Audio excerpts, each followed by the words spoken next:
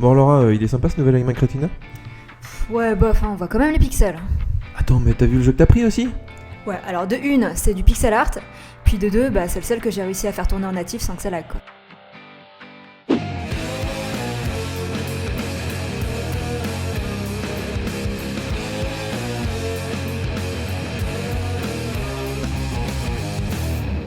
Aujourd'hui, on a reçu à la rédac le tout nouvel iMac 27 pouces qui a la particularité d'avoir une dalle 5K et c'est du vrai Retina Didier. Alors oui Laura, cette fois Apple nous a pas menti, ils sont vraiment partis d'un 27 pouces classique et ils ont doublé la résolution, donc on se retrouve avec 4 fois plus de pixels et l'écran est vraiment incroyable.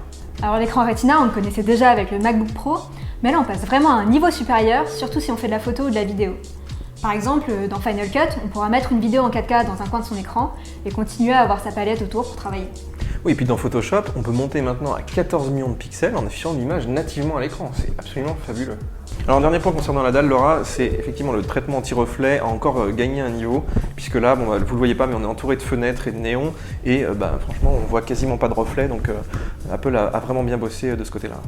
Comme sur les modèles 27 pouces non Retina, on aura 8 Go de RAM qu'on pourra faire évoluer grâce à la trappe qui est toujours disponible derrière l'écran.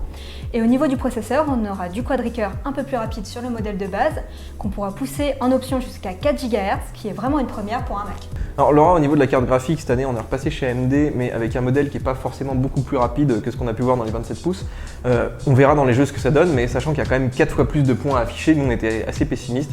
Donc on verra dans nos tests complets ce que ça donne, notamment dans les applications professionnelles qui elles, on peut pas baisser la résolution, elles sont en résolution native.